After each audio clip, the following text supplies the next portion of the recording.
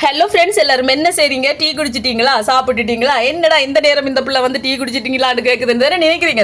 சரி நீங்கள் டீ எல்லாம் குடிச்சிருப்பீங்க. இன்றைக்கு டீ டைமுக்கு நான் என்ன செய்தேன்னு பார்த்துடலாமா? வாங்க பார்க்கலாம். இன்றைக்கு பார்த்தீங்கன்னு சொன்னால் சூப்பரான ஃப்ரெண்ட்ஸ் முட்டை பப்ஸ் தான் செய்திருந்தேன். எக் பப் செய்திருந்தேன். டெய்லி இது வந்து செய்யணும்னு எனக்கு ஆசை ஃப்ரெண்ட்ஸ். ஆனால் தப்பி போய் கொண்டு இருந்துச்சா இன்றைக்கு விடுறதில்லை. அந்த முட்டை பப்ஸ் ஒருக்கா செய்கிறோம், சாப்பிட்ற மட்டும் செய்தாச்சு ஃப்ரெண்ட்ஸ். ஆனால் வேறு லெவல் டேஸ்ட்டாக தான் இருந்துச்சு. பேக்கரியெல்லாம் தோற்று போயிடும். சோபா சாஸ் எக் பப்ஸுக்கு முன்னாடி தெரியுமா, அப்படி சுவையாக இருந்துச்சு. அதை பார்த்தீங்கன்னு சொன்னால் நாங்கள் தக்காளி சாஸோட அப்படியே தொட்டு சாப்பிட சும்மா செம்மையாக இருந்துச்சு. அதோட பார்த்தீங்கன்னு சொன்னால் சுட டீயும் போட்டாச்சு. அப்போ ஒரு கையில் டீ கப் எடுத்து அப்படியே டீயும் குடிச்சுக்கொண்டு இங்கே பார்த்தீங்கன்னு சொன்னால் முட்டை பப்ஸு தக்காளி சாஸில் தொட்டு சாப்பிட எப்படி இருக்குன்னு சொல்கிறீங்க. சும்மா செம்மையாக தான் இருந்துச்சு. கண்டிப்பாக நீங்களும் செய்து சாப்பிடுங்க வீட்டில். சரியா, சூப்பராக இருந்துச்சு. நாங்களும் சாப்பிட்டோம். ஓகே ஃப்ரெண்ட்ஸ், இந்த வீடியோ பிடிச்சிருந்தா மறக்காம சேனலை சப்ஸ்கிரைப் பண்ணுங்க. பை டிட்டா.